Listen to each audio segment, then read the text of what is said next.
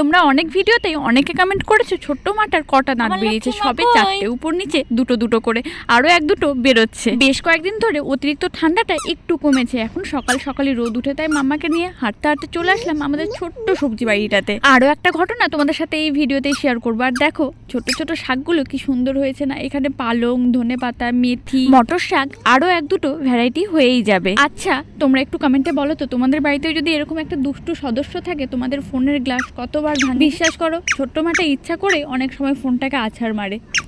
কই দাঁত? ওটা দাঁত তোমার? তাই কতগুলো যে দাগ পড়েছে আমি গুনে শেষ করতে পারবো না। আরো একটা ঘটনা, রিসেন্টলি আমি নাক ফুটো করেছি, হয়তো ফুটোটা একটু উপরে হয়ে গেছে, আর নাকের নতিটাও একটু মোটা। বিয়েতে এই দুটো নাক ফুল পেয়েছিলাম, কিন্তু কোনোটাই ভালোভাবে সেট খাচ্ছে না।